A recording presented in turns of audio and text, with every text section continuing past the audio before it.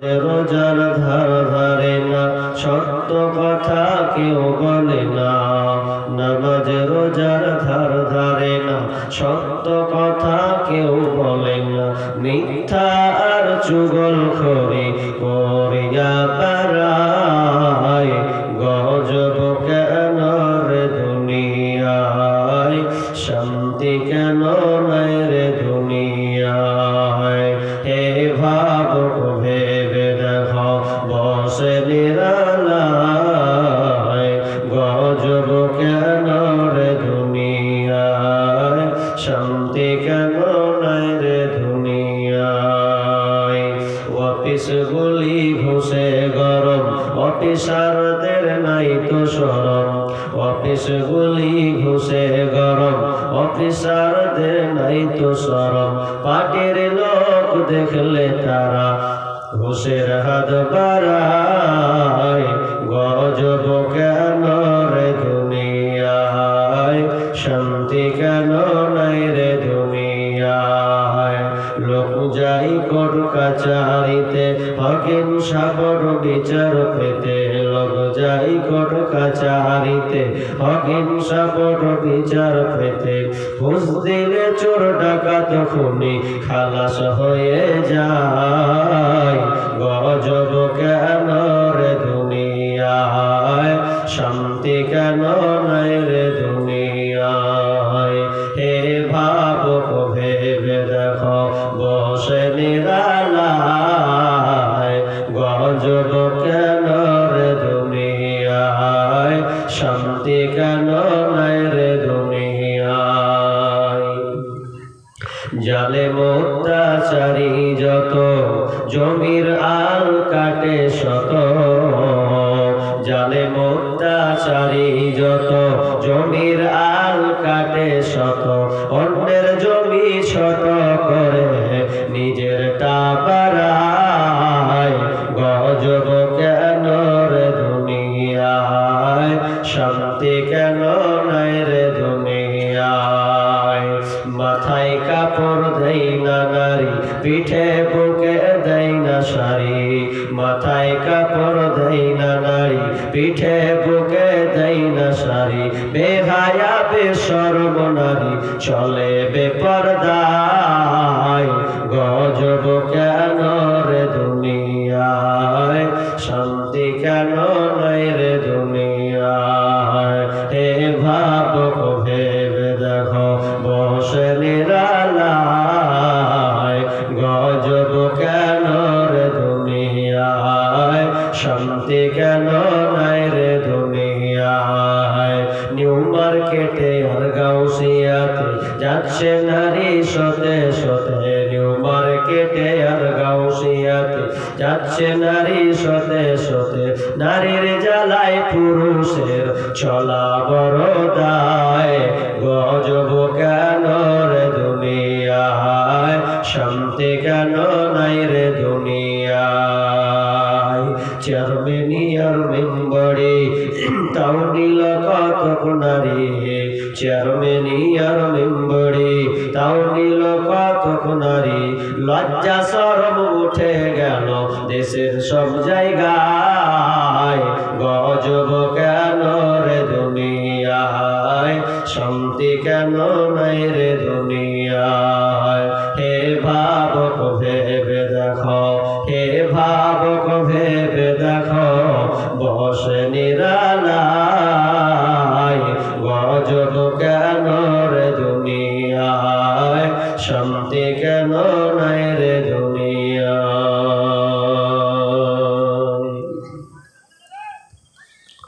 উপস্থিত সম্মানীয় সুযোগ্য আজকের এই জলসার স্বনামধন্য সভাপতি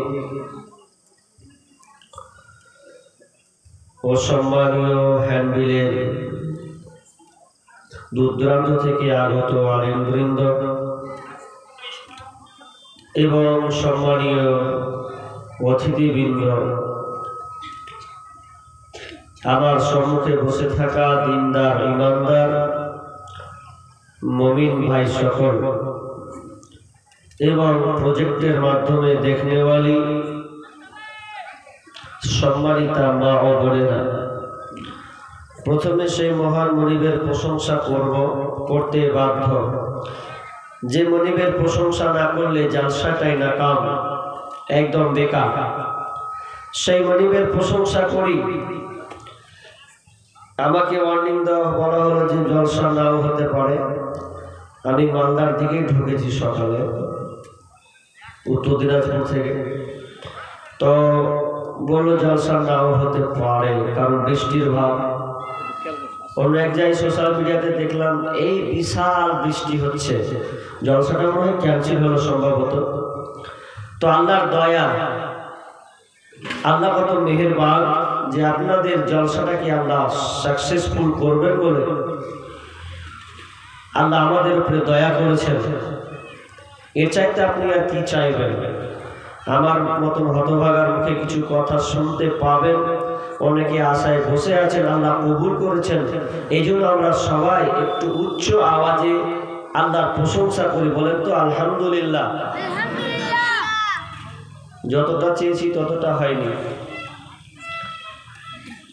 একটু যদি জোরে বলেন তাও বলবো যে আমার প্রতি আপনার অ্যাট্রাকশন আছে। আল্লাহর প্রশংসা করতে গেলে তো কোনো পয়সা লাগে না। আপনি একবার ভাবেন তো, 3টি জায়গা সম্ভবত যাবেন, একটু খেয়াল করবেন। একটা হচ্ছে হসপিটাল। হসপিটালে কোনো সুস্থ মানুষ থাকে না, সব রোগী, অসুস্থ ব্যক্তি। আপনি হসপিটালে নেন, এখন মজলিসে বসে আছেন, সুন্দর সামিয়ানের নিচে বসে আছেন, অনেকে হসপিটালে পড়ে আছে, জলসায় আসতে পায়নি। তাহলে আল্লাহ আপনাকে কত সুন্দর রেখেছেন। অনেকে জেলে আছে, মন চায় থরথর করে একটু জেল থেকে বের হয়ে পৃথিবীর বাহ্যিক দৃশ্যটা একটু দেখি, সূর্যের কিরণ, পৃথিবীর আলো একটু নেওয়ার চেষ্টা করি, কিন্তু আল্লাহ আপনাকে সুখে রেখেছেন, ভালো পর্যায়ে রেখেছেন। অথবা আপনি বেঁচে আছেন, অনেকে কবরবাসী হয়ে আছে, এই জন্য কি আপনি আল্লাহর প্রশংসা করবেন না? সবাই বলেন না জোরে উচ্চ কণ্ঠে আলহামদুলিল্লাহ। অতঃপর শান্তি বর্ষিত হোক সকল নবীদের উপর, বিশেষ করে আমাদের শেষ নবী জনাবে মুহাম্মদুর রাসূলুল্লাহ বলি সাল্লাল্লাহু আলাইহি ওয়াসাল্লাম। আমার শরীরটা খুব অসুস্থ, কালকে জ্বর ছিল, গলা বসে গেছে, বলে গলা বসে গেছে। জানি না কতটুকু বলতে পারবো, যদি মাবুদ আমাকে বলার তৌফিক দান করেন তো আস্তে আস্তে চেষ্টা করবো। অত জোরালো, যদিও যে ভলিউমে সোশ্যাল মিডিয়াতে দেখেন অতটা হয়তো বলতে পারবো না, গলা এমনিতে বসে গেছে, তো চেষ্টা করছি। আমার আজকের আলোচ্য বিষয় বিবাহ। বিবাহ খুব গুরুত্বপূর্ণ একটি বিষয়। বিবাহ করাটা হচ্ছে সুন্নাহ, এটা সুন্নাহ। আপনাকে আল্লাহ সামর্থ্য দিয়েছে, টাকা পয়সা আছে, আপনি বিয়ে করলেন, সুন্নাহ। কিন্তু সামর্থ্য আছে, টাকা পয়সা সবকিছু আছে, এরপর আপনি জেনায় চলে যাচ্ছেন, জেনার দিকে, আপনি নারীর দিকে ঝুঁকে পড়ে যাচ্ছেন, তখন আপনার জন্য বিবাহ করাটা হয়ে যাবে ওয়াজিব। তখন আপনাকে বিয়ে করতে বাধ্য। আর এমনিতে বিয়ে করতে বাধ্য না, তবে যদি আপনার নজর, আপনার চাহাত নারীর দিকে চলে যায়, তাহলে আপনাকে বিয়ে করতেই হবে, এটা ওয়াজিব। বিয়ে কেন, বিয়ে কাকে বলে? একটা অপরিচিতা ছেলে, অপরিচিতা মেয়ে, দুজনকে শরীয়তের অনুযায়ী দুজনকে একত্রিত করে দেওয়া, শরীয়তের ভাষায় কবুলিয়াত করে দেওয়া, এর নাম হচ্ছে, দুজনের দাম্পত্যকে হালাল করে দেওয়া, এর নাম হচ্ছে বিয়ে। বিয়ের বিষয়টা খুব গুরুত্বপূর্ণ বিষয়, এটা সকলকে জানতে হবে। যারা বিয়ে করেছেন ওদের তো আরো জরুরি, যারা বিয়ে করেননি ওদেরকে তো আরো চোখ খুলে কান খোলা রাখতে হবে যে কি বলবে আজকে। অবশ্যই অনেক তথ্যবহুল কিছু আলোচনা হবে। বিয়ে করার জন্য 4টা শর্ত লাগবে আপনার। বিয়ে করার জন্য 4টা শর্ত লাগবে। তো 4টা শর্ত বলে দেব, ধৈর্য ধরুন, ধৈর্য রাখতে হবে। তো গনিয়ে দিচ্ছি, বিয়ে করার জন্য 4টা শর্ত লাগবে। 1 নাম্বার শর্ত, ছেলে মেয়ের খুঁজে বা দুজনের ছেলে মেয়েদেরকে মিলিয়ে দেওয়ার এই জন্য খোঁজাখুঁজি করা, এটা প্রথম একটা শর্ত। দ্বিতীয় শর্ত হচ্ছে ছেলে এবং মেয়েকে উভয় পক্ষ সহমত আছে কিনা, দুজনে রাজি আছে কিনা, এটা শর্ত থাকতে হবে কিন্তু। নাম্বার 3 নাম্বার শর্ত হচ্ছে অভিভাবক অর্থাৎ গার্জেন আছে কিনা, এটা লাগবেই। নাম্বার 4 নম্বর হচ্ছে বিয়ের শর্ত সাক্ষী থাকা লাগবে। তাহলে 4টা বিষয় আজকে আমি আলোচনা করব, ধৈর্য রাখতে হবে। তাহলে বিয়ে করা সুন্নাত, আবার কারোর জন্য বিয়ে করা হয়ে যাবে ওয়াজিব। বিয়ের ব্যাপারে আল্লাহ কি বলছেন এটা আগে আমাদেরকে জানতে হবে। তবে 1 মিনিট একটা কথা বলি, আজকের সমাজে যে বিবাহগুলো হচ্ছে আমি আপনি দেখছি, এই বিবাহগুলো 100টার মধ্যে যদি আপনি গন্তিতে ধরেন কোনটা রাইট, তো একজন ইমাম যখন খুতবা দেয় বা বিয়ের খুতবা পড়া হয় আর কবিল তু মানে কবুল করলাম, এইটুকুটাই শুধু জায়েজের পর্যায়ে দেখি বা এটাই শরীয়ত সম্মত, বাকি আগে পিছে যেগুলো করছেন শরীয়ত সম্মত নয়। কি করে তারা করছেন? কেন করছেন? তো এর জন্য আপনাদের জন্য শাস্তি আছে। কি শাস্তি শুনেন, সূরা নূরের 19 নম্বর আয়াতটা খুলবেন, যে বিয়ের আগে এবং পরে আপনারা যে অশ্লীলতা ঢুকিয়েছেন এর জন্য কি শাস্তি ভোগ করবেন। আল্লাহ বলছেন, বিসমিল্লাহির রহমানির রহিম, ইন্নাল্লাযীনা ইউহিব্বুনা আন তাশিয়াল ফাহিশাতু ফিল্লাযীনা আমানু লাহুম আযাবুন আলীম ফিদ দুনিয়া ওয়াল আখিরাহ ওয়াল্লাহু ইয়ালামু ওয়া আনতুম লা তা'লামুন। আল্লাহ সুবহানাহু ওয়া তাআলা বলছেন, ও যারা ঈমানদার, ইন্নাল্লাযীনা যারা অশ্লীলতা ঢুকাবে, ইউহিব্বুনা আন তাশিয়াল ফাহিশাতু যারা ফাহিশা ঢুকাবে, অশ্লীলতা ঢুকাবে কাদের মধ্যে? ফিল্লাযীনা আমানু ঈমানদারের মধ্যে অশ্লীলতা ঢুকাবে। ঈমানদার মুসলিম পাড়ায়, মুসলিম এলাকা, মুমিনদের ভেতরে যারা অশ্লীলতা ঢুকাবে, বেহায়াপনা ঢুকাবে, এক কথায় বিয়ের যত অশ্লীলতা আছে আগে এবং পরে যারা আবিষ্কার করেছে, যারা মেনে নিয়েছে, ঢুকিয়ে দিয়েছে, আল্লাহ বলছেন তাদের জন্য রয়েছে লাহুম আযাবুন আলীম, তাদের জন্য রয়েছে যন্ত্রণাদায়ক আযাব, তাদের জন্য কঠিন আযাব তৈরি আছে। এই আযাবটা কোথায়? মরার পরে, মরার আগে না পরে। আল্লাহ বলছেন ফিদ দুনিয়া ওয়াল আখিরাহ, দুনিয়া এবং আখিরাতে, দুনিয়াতে ওরা শাস্তি ভোগ করবে, মরার পরেও তাদের জন্য শাস্তি তৈরি আছে। দুনিয়া তো শাস্তি পাবে, আখিরাতেও তাদের জন্য শাস্তি আছে। অশ্লীলতা একটা একটা করে বলবো, তার আগে বিয়ের বিষয়টা বলি, তারপরে চলে যাব। আল্লাহ বলছেন, ওয়া ইন খিফতুম আল্লা তুকসিতু ফিল ইয়াতামা, যারা তোমরা বিবাহ করবে ইয়াতিম মেয়েকে দেখে বিবাহ করো, যেই মেয়েটা ইয়াতিম, যে মেয়েটা অসহায়, সেই মেয়েটাকে তুমি নিয়ে বাড়ির বউ বানাও। ও বাপ, তুমি বাড়ির বৌমা নিয়ে এসো। যেই মেয়েটা ইয়াতিম, মা নাই, আব্বা নাই, মা নাই, এইরকম একটা মেয়েকে নির্বাচন করো। সেই মেয়েটা যদি দিনদারি মহিলা হয়, আল্লাহ বলছেন ওয়া ইন খিফতুম আল্লাহ তুকসিতু ফিল ইয়াতামা, তোমাদের যদি মনে হয় যে তোমরা ইয়াতিম মেয়েকে বিবাহ করতে পারবে না, আশঙ্কা আছে, না ইয়াতিম মেয়েকে বিয়ে করব না, তো আল্লাহ বলছেন ফানকিহু মা তাবা লাকুম মিনান নিসা, তাহলে তোমার পছন্দ মতো মেয়ে চয়ন করো। যেই মেয়েটাকে তোমার পছন্দ হয়েছে, মাসনা ওয়া সুলাসা ওয়া রুবা, তুমি 2টা মেয়ে বিয়ে করতে পারবে, 3টা মেয়ে বিয়ে করতে পারবে, 4টা মেয়ে বিয়ে করতে পারবে।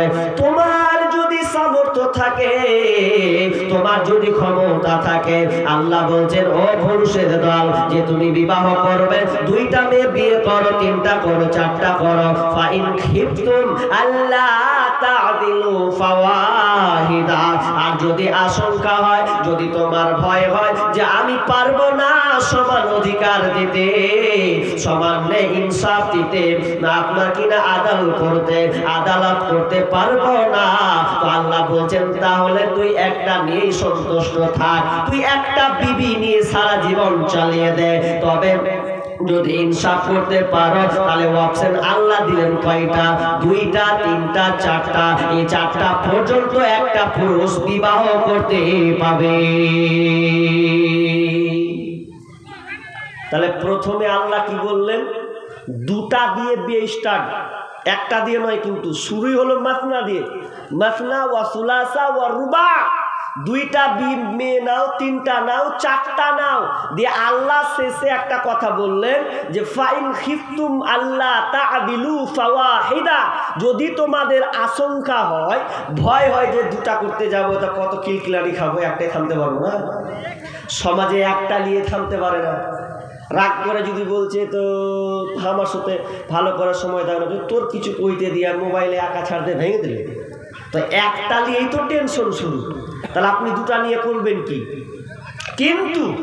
কিন্তু কথাটা ক্লিয়ার করছি, কেউ যদি 2টা করে তাহলে সমাজের কাছে ও খারাপ নাকি? বাবজি কথাটা কান লাগান। কেউ যদি বলে যে 2টা বিয়ে আমি মানি না, একটু ঢাকবেন না, পোকা পড়ে থাকে। যদি কেউ 2টা বিয়ে করে আর যদি আপনি নাকচ করেন যে ছড়া 2টা বিয়ে করলে ছড়া কাজ কাম পালে না, খেয়ে দেয়, মানে যা পেলেন আপনার মুখ দিয়ে যায় না, 14 গোষ্ঠী টেনে নিলেন আপনি, দিয়ে বলে আমি এগুলো মানি না, তাহলে আপনি মুসলমানই নয়। কারণ কোরআনের আয়াত 2টা, 3টা, 4টা বিয়ে করতে হবে, তাহলে আপনি নাকচ করার কে? আল্লাহ যেখানে একটা পুরুষকে পারমিশন দিয়েছেন, নির্দেশ দিয়েছেন, আদেশ করেছেন, যদি ও পারে তো করবে, তা আপনার বাপের কি আর আপনার কি? আপনি কিছু শেখাতে পারবেন না। অথচ সমাজে দেখা যায় কেউ যদি 2টো বিবাহ করে, ওকে আল্লাহ সামর্থ্য দিয়েছে, ও পারবে, হ্যাঁ, তবে এমন ছেলে আছে একটা করে তো আর একটাকে লিয়ে পালিয়ে আসে, ও কিছু করতে পারে না, তাহলে ওর জন্য তো ইনসাফ, ওকে তো আল্লাহ করতে বলেনি। আল্লাহ কাকে করতে পারমিশন দিলেন?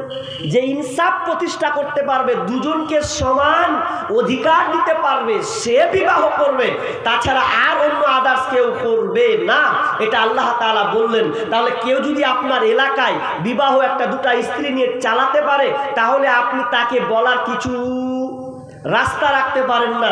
ও পারবে, ও বিবাহ করেছে, ও চালাবে, কিন্তু ও তো শান্তিতে থাকতেই পাবে না, কারণ আপনার কারণে। ওই চায়ের দোকানে বলবে সালা মকবুলের বেটাকে দেয়, সালা 2টা বিয়ে করেছে, কত শখ উঠেছে। আচ্ছা, ওর শখ উঠেছে, ও করেছে, তো আপনার বাপের কি? এটা আপনাকে বলতে হবে কেন? না আপনি খাওয়াবেন, না আপনার কাছ থেকে চুরি করে নিয়ে আসবেন? ও যদি খাওয়াতে পারে, পড়াতে পারে, তা আপনার চুলকানি কেন? এটা আপনি বলেন। খবরদার এগুলি আপনি গীবত করতে যাবেন না, প্রয়োজন নাই। ও করেছে, ও নিয়ে থাক, আপনি আপনারটা দেখেন, একটা চালাতে পারছে কিনা ওটা আগে দেখেন, ওটা আপনি ছাড়েন। কিন্তু সমাজ ওকে কুড়ে কুড়ে খাবে, এ চরিত্র ভালো নয়, হ্যান ত্যান অমুক তমুক। তাহলে মনে রাখবেন, কেউ যদি একাধিক বিবাহকে অস্বীকার করে, তাহলে সে মুসলিম নয়, মুসলিম নয়, মুসলিম নয়। ব্যারামটা তো একটা বলে, মেয়েদের ব্যারামটাকে ছাড়বে? আপনার একটা বিবি আছে, খালি বিবিকে কহে দেখেন যে আর একটা করবো, সোজাই বলবে তোকে ছাড়বো, তারপর তোর কথা আছে, তোকে ছাড়বো তারপর। কিন্তু না, এটা মেয়েদের মূর্খতা। যদি একটা স্বামী অধিকার আছে, চারজন পারমিশন আছে, কোনো একটা মেয়ে বলতে পারে না যে আমি তালাক দিয়ে চলে যাব, খোলা তালাক নিব, কিংবা আমিও অন্য জনের হাত ধরে পালিয়ে যাব। এটা কোনোদিন ঠিক নয়। মেয়ে যদি এইরকম নিয়ে আসে, কোনো স্ত্রী যদি এইরকম ধারণা নেয়, তাহলে মূর্খতা ছাড়া আর কিছু নয়। মেয়েরা মা বোন ভালো করে শুনেন, যদি আল্লাহ চারটা বিবাহকে ফরজ করে দিতেন, তাহলে তোমাদের কোথায় কি হাল কপাতো, কি হাল হতো। কিন্তু আল্লাহ এটাকে ফরজ করেননি, শুধু জায়েজ করেছেন, সে বিবাহ করতে পারে। তাহলে যাকে আল্লাহ সামর্থ্য দিয়েছেন করবে। এর জন্য আপনি তালাক কেন নিতে যাবেন? আপনাকে ধৈর্যের সঙ্গে থাকতে হবে। কারণটা দুনিয়াটা হচ্ছে পরীক্ষা। একজন পাকিস্তানের মহিলাকে জিজ্ঞাসা করা হলো, ও মহিলা বলো, তোমার স্বামী যদি দ্বিতীয় বিবাহ করে, তাহলে এর জন্য তুমি কি করবে? মহিলা বলছে, ও সাংবাদিক শোনো, আমি কি করব শোনো, আমার স্বামী যদি আর একটা বিবাহ করে নেয়, তাহলে আমি তাকে কোনো বাধা দেব না, তবে মনটা আমার খারাপ করবে, এটাই স্বাভাবিক। এই জন্য মন খারাপ করব না, আমি এই জন্য বাধা দিব না, কারণ আল্লাহ তাকে পারমিশন দিয়েছেন।